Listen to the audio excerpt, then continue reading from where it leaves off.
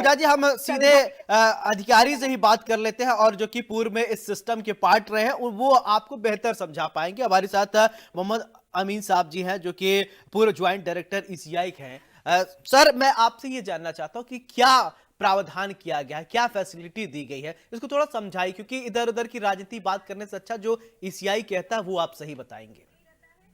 देखिए, संविधान में वोटर को राइट दिया गया है वोट करने का और उसको प्रोटेक्ट करने का अधिकार दिया गया है इलेक्शन कमीशन ऑफ इंडिया को। तो इलेक्शन कमीशन ऑफ इंडिया और वोटर का सीधा संपर्क है और ये बाकी तो हमारे स्टेक होल्डर्स होते हैं पार्टी के, जिनके कैंडिडेट यहाँ पर इलेक्शन लड़ते हैं किसी भी पार्टी को। सवाल इस बात का है कि इलेक्शन कमीशन ये कहता है कि हम हर एक को सिक्योरिटी की सेफ्टी देंगे, हर एक वोटर को, और पूरा हम असिस्ट करेंगे। तो यहाँ पर सवाल जो किया गया है एक समाजवादी पार्टी के द्वारा और एक चिट्ठी लिखी गई ओपनली और ये कहा गया कि ये जो है बुर्का शब्द यूज किया है, तो मॉडल कोड कंडक्ट के अगेंस्ट है। ये एक स्पेशल बिरादरी को बदनाम करने की कोशिश की गई है। इसमें जो मुस्लिम महिलाओं का अपमान किया गया है, इस तरह की बात उन्हें नहीं करनी चाहिए। हमारे समाज में और भी समाज की औरतें हैं जो पर्दा करके आती है, घूंघट काट के आती है, चादर आती है। तो सवाल इस बात का है कि जो ये उसकी पहचान है वोटर की, अगर वोटर अपनी पहचान बताता है उसका देखा जाता है और चेहरा देखा जाता है। सवाल इस बात का है कि नकाब के अंदर कोई भी आतंकवादी भी आ सकता है, कोई दुर्घटना कर सकता है, इसलिए तो पोलिंग स्टेशन के अंदर जाने के लिए उसी को परमिशन होगी जिसका वोट होगा और सही होगा। दूसरी बात आप देखिए कि इस तरह से करना उचित नहीं है। देखिए, आप देखिए मुस्लिम महिलाओं का इस तरह अपमान किया जा रहा है। इस बात को कह के आप देखिए, अब मुस्लिम महिला ने अगर अपना चेहरा नहीं दिखाया तो उसका फोटो कैसे खींचा गया, फोटो तभी पहचान पत्र बना। आप देखिए ना, और चेहरा नहीं दिखाने की बात ही नहीं हो रही है ना। सुनिए मेरी, चेहरा नहीं दिखाने की बात नहीं हो रही है। बात और आप देखिए, आपको बताने बोले कि ऐसा कंडक्ट नहीं हुआ, कानपुर में हुआ, कार्रवाई आप अधिकारी से ज्यादा जानती है पूजा जी।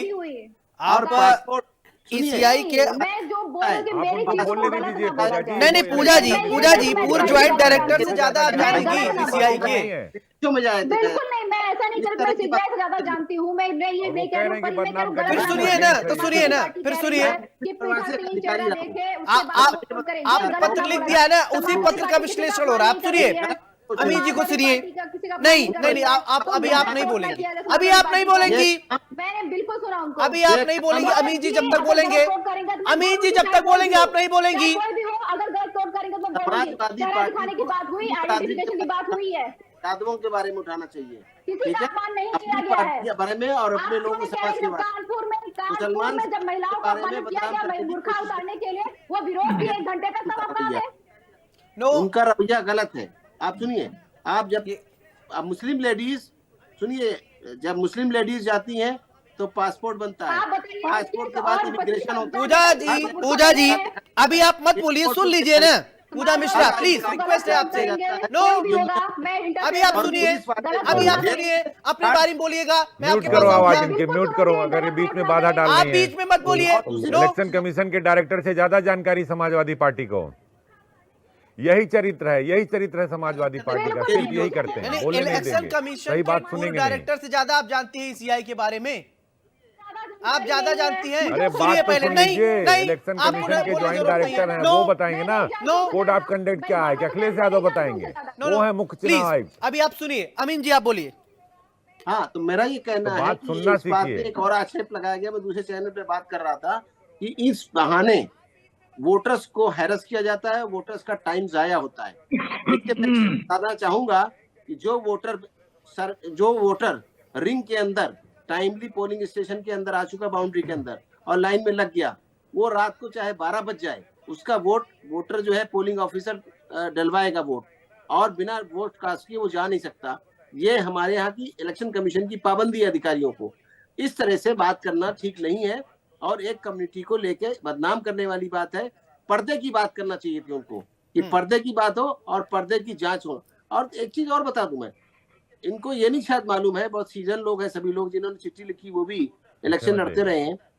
जो भी महिला पुलिसकर्मी होती है, उसके साथ उसका हेड कांस्टेबल महिला होती है, सब इंस्पेक्टर महिला होती है और इंस्पेक्टर महिला होती है। ये सारे अधिकारी और कर्मचारी जो होते हैं लेडीज होते हैं, वही लेडीज का मुंह खोल के देखते हैं। ये बदनाम करना है इलेक्शन कमीशन के अधिकारियों को, और सारा सिक्योरिटी का पोलिंग स्टेशन तो हमारा होता ही है, सिक्योरिटी का भी जो 3 टायर हमारी सिक्योरिटी है वो सारी सब पेरोल पे होती है इलेक्शन कमीशन ऑफ इंडिया के। वो उत्तर प्रदेश की सरकार या केंद्र सरकार के अंडर में नहीं होते जब इलेक्शन अनाउंस हो जाता है। तो उनका कर्तव्य है कि इलेक्शन ड्यूटी को निष्पक्षता से निभाएं, और ये बिल्कुल वेरी क्लियर कट है, इसमें कोई दो राय नहीं है कि इलेक्शन कमीशन हमेशा निष्पक्ष चुनाव कराता है, जिसका आज आपको रिजल्ट देखने को मिल गया होगा कि बीजेपी के महामंत्री जिनकी तलाशी ली गई और उनका जो है रेड की गई, उनके खिलाफ FIR भी की इलेक्शन कमीशन ने।